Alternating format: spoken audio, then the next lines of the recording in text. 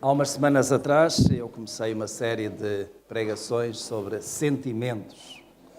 Sentimentos que doem.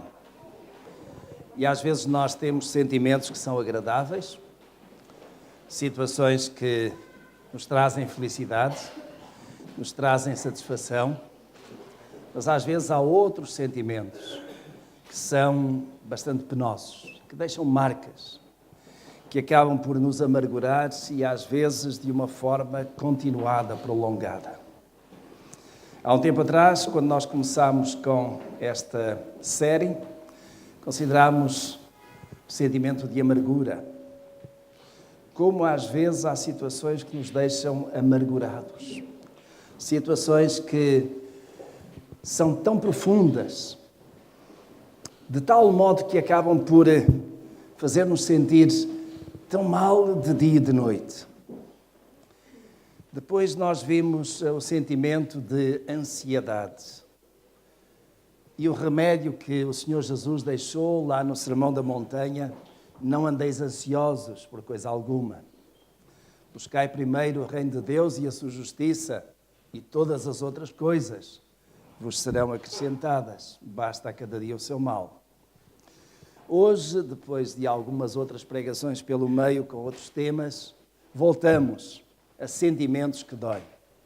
Se os irmãos forem notando e prestando atenção, há de facto uma variedade de sentimentos que às vezes nos tocam de tal maneira que doem. Um sentimento que nos dói muito, ou pelo menos deve doer muito, é o sentimento de culpa.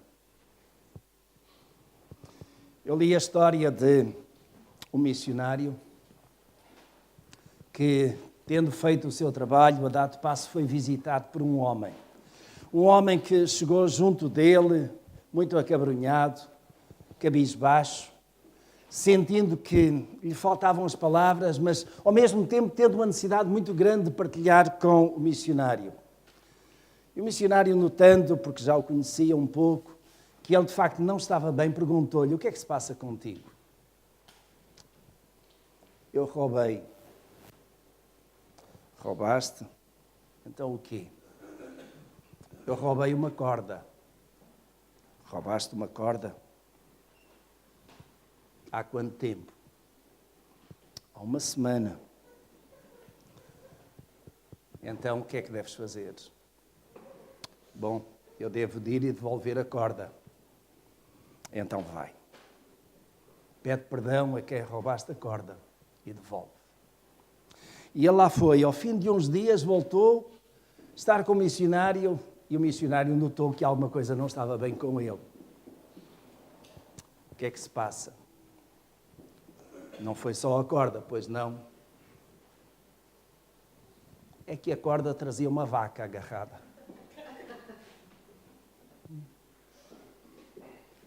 E o que é que tu vais fazer?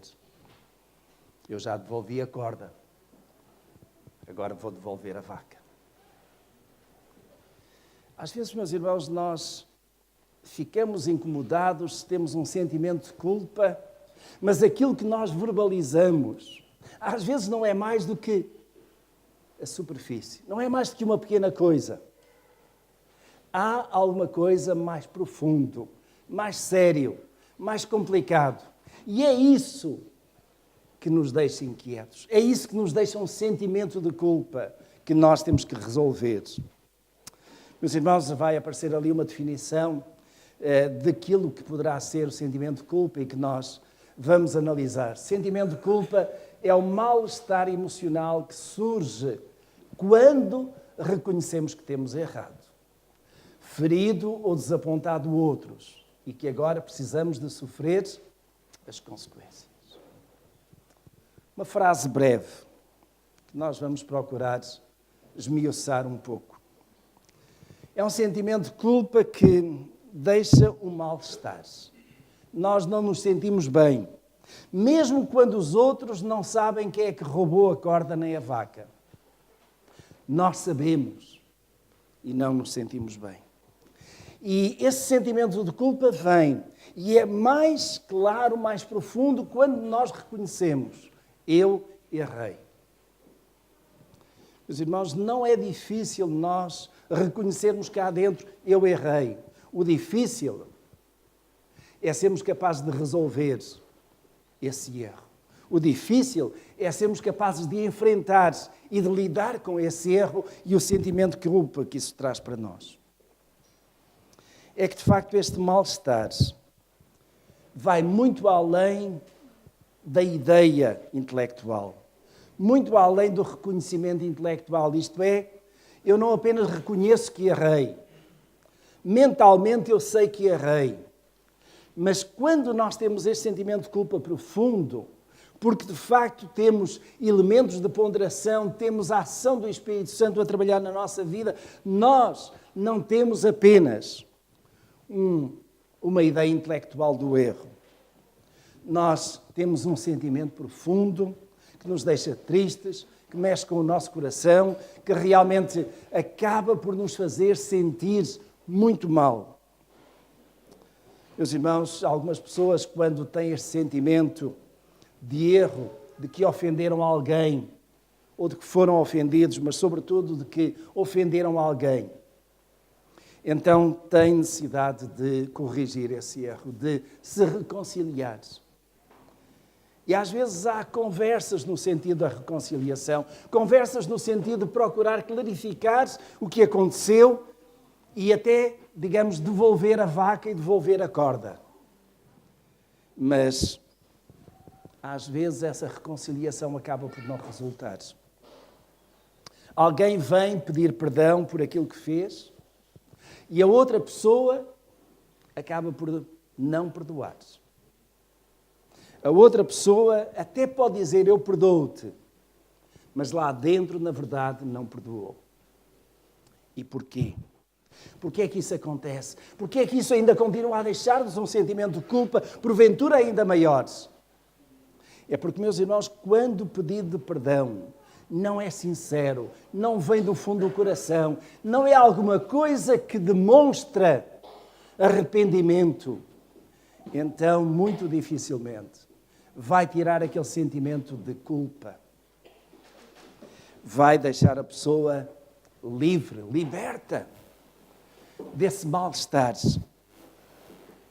É que para atingir e libertar o coração ofendido, o ofensor precisa pedir conscientemente perdão da dor que causou e estar consciente de que causou dor a outra pessoa. Parar um pouco. Pense, meu irmão, minha irmã, amigo, quem está aqui. Alguém lhe causou dores? Alguém lhe causou este sentimento de mal-estar? Alguém lhe disse alguma coisa que foi tão ofensivo que ainda hoje o irmão ou a irmã carrega essa marca, esse sentimento de distanciamento? E nem nem o pedido de perdão resolve ou tem resolvido o assunto. Nós, meus irmãos, quando estamos nesta situação e sentimos mal-estares, nós temos que ter consciência de que, quando nós ofendemos alguém, causamos dores, causamos sofrimento. Nós podemos até nem estar a sofrer tanto quanto a pessoa a quem causamos sofrimento. Mas quando nós tomamos consciência profunda de que fizemos alguma coisa que magoou, que ofendeu, que separa, que distancia, então, meus irmãos, nós temos que fazer alguma coisa com isso. Temos que resolver o sentimento de culpa que está em nós, mas também aquilo que foram, naturalmente, as consequências. Um segundo aspecto ali é reconhecer que temos ofendido ou desapontado outros.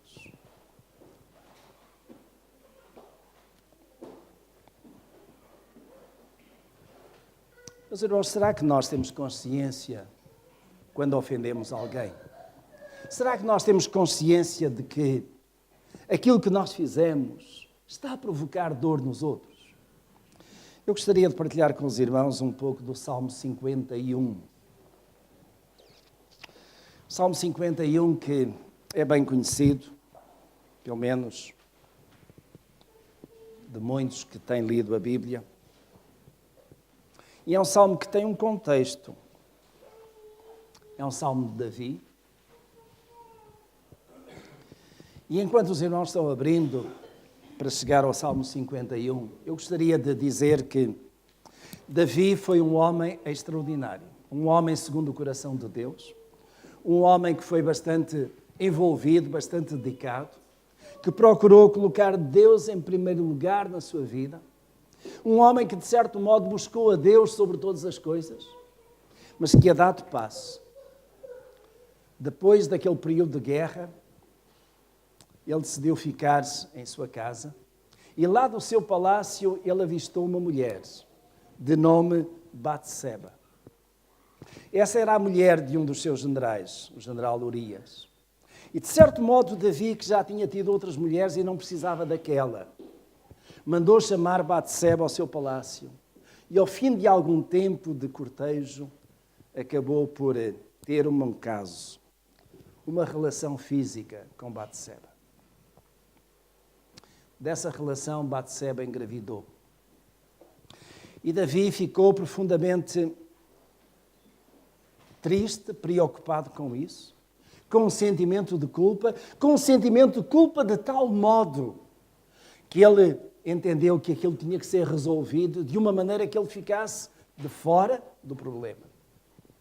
Mandou chamar-se o seu general Urias da frente da batalha e disse: Urias, tu tens sido tão valente, tão dedicado, deves estar cansado de guerra. Vai, passa em tua casa, fica com a tua esposa, descansa, alegra-te com ela. E Urias, que era um homem honesto, disse: não, senhor, os meus homens estão lá na frente da batalha, estão a lutar fortemente, e eu estarei aqui, eu irei passar um dia ou dois de férias a minha casa com a minha esposa. Não, nem pensar nisso. Não, Urias, eu ordeno-te, vai para a tua casa.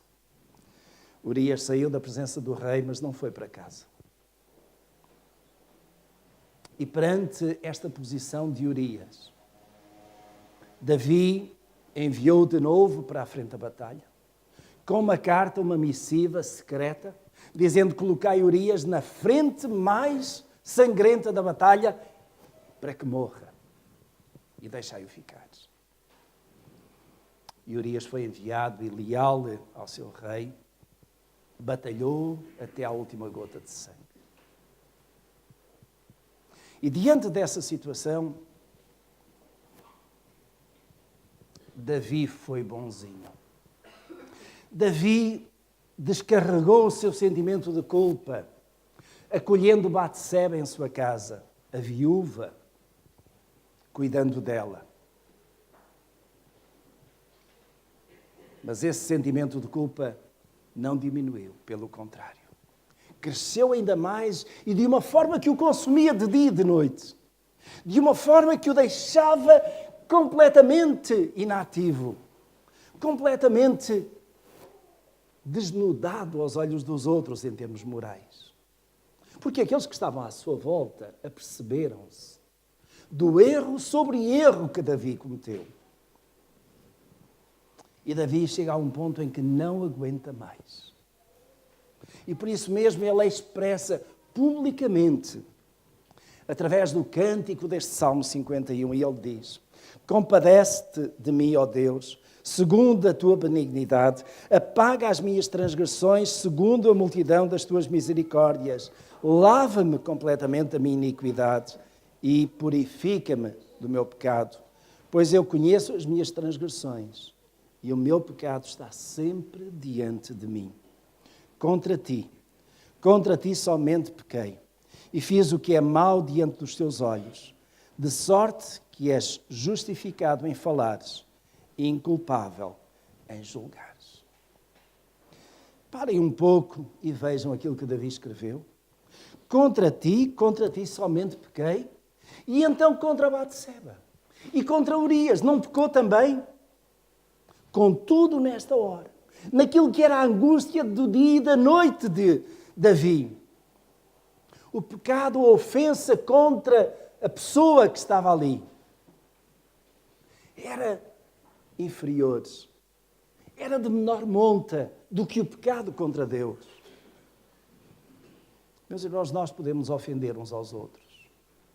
Podemos causar amargura, podemos causar tristeza. Ficamos com um sentimento de culpa.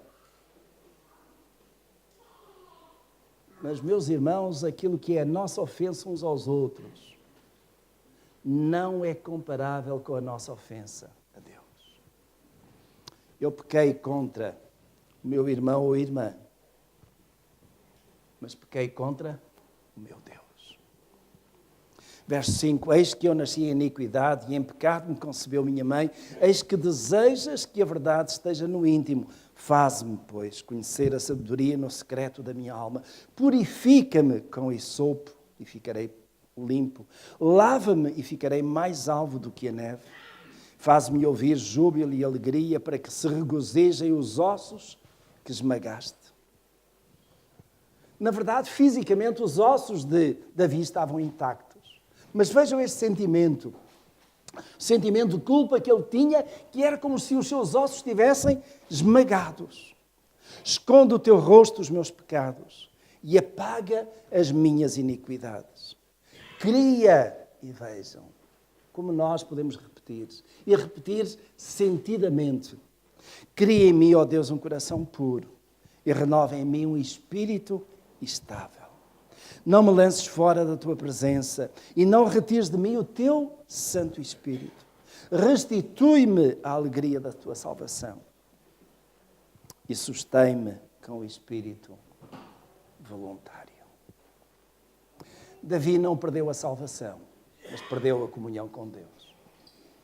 Davi não perdeu a proximidade da presença de Deus, mas Davi virou as costas aos senhores. Então ensinarei aos transgressores os teus caminhos, e pecadores se converterão a ti. Livra-me dos crimes de sangue. Ó Deus, Deus da minha salvação, e a minha língua cantará alegremente a tua justiça.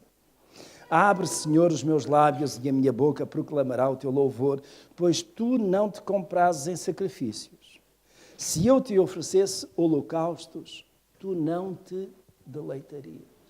Quando nós ofendemos alguém, quando nós temos um sentimento de culpa, ou causamos dor, causamos aflição, não adiantam os nossos sacrifícios.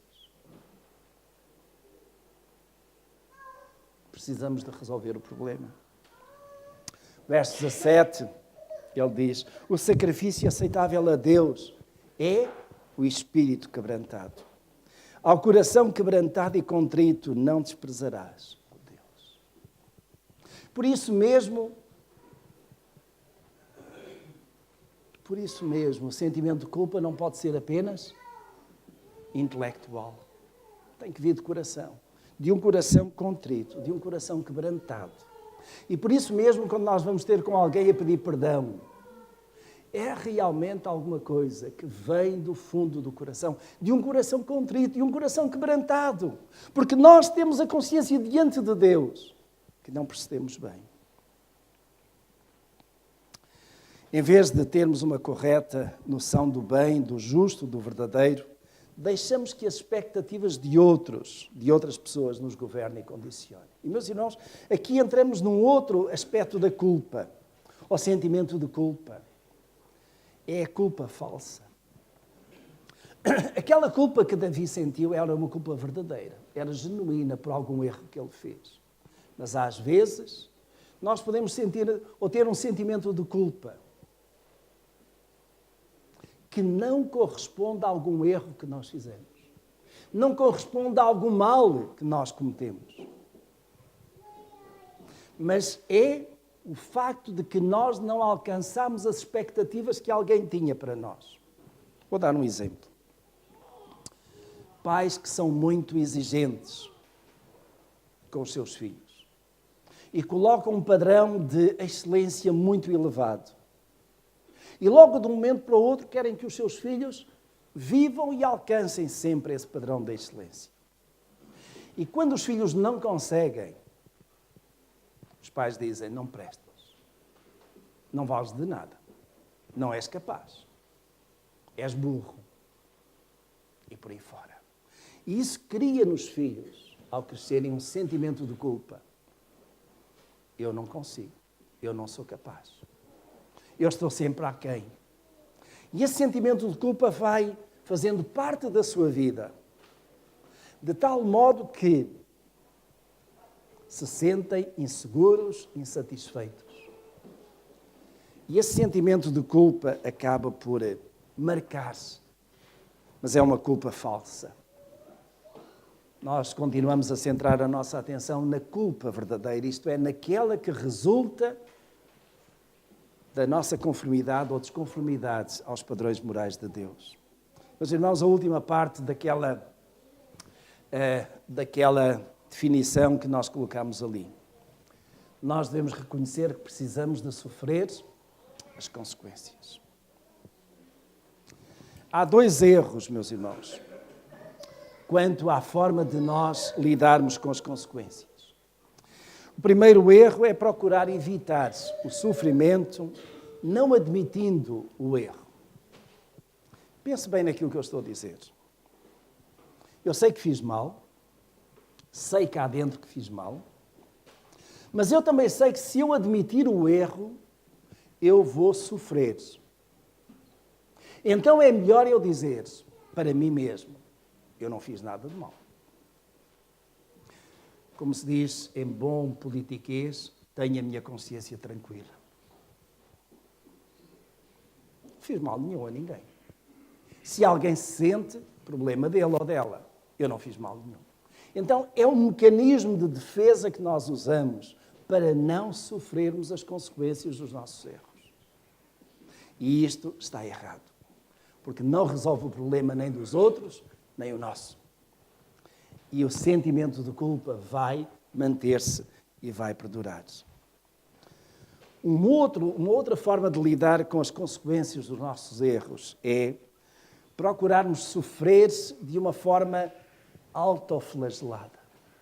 Procurarmos deixar que, de facto, estejamos a sofrer, que nos castiguemos, que nos torturemos, para com isso podermos libertar-nos do pecado. É como se fosse a penitência. Penitenciamos-nos, castigamos-nos, flagelamos-nos, porque eu pequei, porque eu errei, mas, digamos, o problema está só centrado em nós, sem procurar lidar com a pessoa a quem nós ofendemos ou a quem magoamos. Meus irmãos, ainda no livro de Salmos, e para terminar, gostaria de vos convidar a ir um pouquinho mais atrás, Salmo 32. E o Salmo 32 é um bálsamo.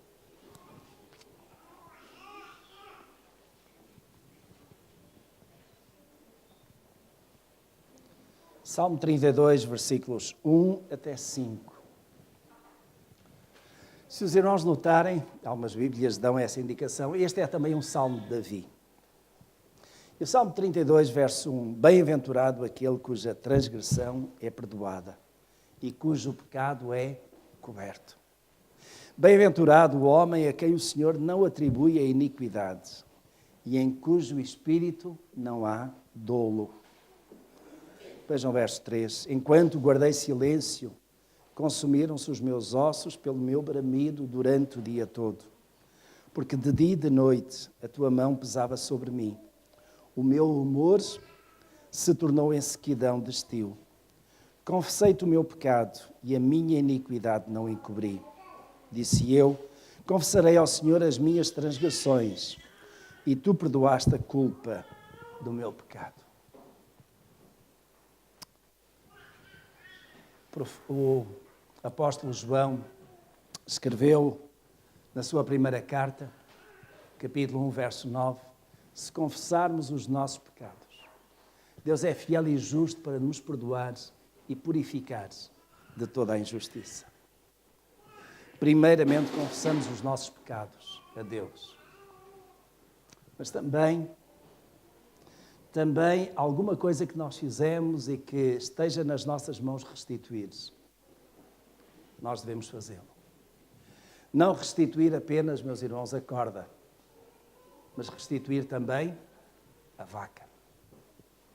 Se nós não pegarmos apenas na corda e juntamente com a corda veio a vaca.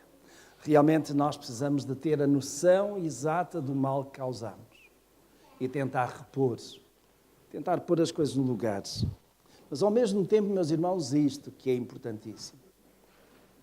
O nosso pecado foi levado na cruz do Calvário por Jesus. O pecado de Davi foi tremendo, mas até esse pecado o Senhor Jesus levou. E, meus irmãos, todas as consequências espirituais do pecado, todas as consequências espirituais daquilo que são os nossos erros, exclusivamente sobre nós ou sobre outros, foram levados por Jesus. Ele na cruz do Calvário levou tudo isso. Mas, meus irmãos, isso não significa que nós não vamos sofrer consequências morais e físicas dos nossos erros. E também não significa que nós nos calemos. E temos que fazer alguma coisa com aquilo que são os nossos sentimentos de culpa. Que nós, meus queridos irmãos, não precisamos de continuar a carregar, se porventura carregamos. Seja aquilo que for que neste momento afeta a sua vida, o seu coração, e que deixe este sentimento de culpa, ou de alguma coisa que fez, ou daquilo que outros fizeram sobre si. Eu gostaria neste momento que nós pudéssemos ter uma ação muito prática aqui. Quando a Escritura diz, se confessarmos os nossos pecados, Deus é fiel e justo para nos perdoar e purificar de toda a injustiça. E tomando o exemplo de Davi, enquanto eu não confessei o pecado, eu estava amargurado. Confessei o meu pecado e eu fiquei liberto. Meus irmãos, se há alguma coisa que nós trouxemos no nosso coração, vamos deixar aqui. Vamos colocar aos pés do Senhor. Como Ele é tão misericordioso e bondoso para connosco. Ele não quer que nós carreguemos o nosso pecado, o sentimento de culpa, de alguma coisa que fizemos, que outros nos fizeram, de alguma coisa que nos tem angustiado. O Senhor quer trazer libertação. Quer trazer a libertação hoje, agora mesmo. Eu vou pedir uma coisa que raramente pedimos. Aqueles que quiserem fazer. No seu lugar, ouvindo aqui à frente, vamos ajoelhar. E há uma coisa entre nós e Deus, cada um de nós e Deus, neste momento. Vamos deixar que o Espírito do Senhor faça o raio-x, a radiografia do nosso coração, dos nossos sentimentos, daquilo que nos aflige. E que Ele limpe, que Ele passe uma esponja, que Ele nos dê o encorajamento e a força para nós podermos resolver. E, meus irmãos, se nós pegarmos na corda e atrás da corda vinha a vaca, vamos devolver não apenas a corda, mas também a vaca. E isso iremos fazer depois do nosso culto, mais logo, amanhã ou depois. Mas neste momento é entre nós e Deus. Eu estou a olhar, vejo todos e não vejo ninguém. Porque neste momento eu quero me ver a mim diante do meu Pai. Sou eu e o meu Deus. Cada um de vós com o nosso Deus. O lugar onde está, sentado, de pé, de joelhos. Eu vou me ajoelhar aqui. Se alguém mais quiser vir, venha. Se quiser ficar aí, fique. Mas vamos colocar isso diante do nosso Deus. Vamos realmente dizer, Senhor, eu pequei. Senhor, eu fiz o que não estava certo. Senhor, tu sabes isto e aquilo e aquilo e aquilo. Eu coloco isso nas tuas mãos. Cada um de nós, orando ao Senhor.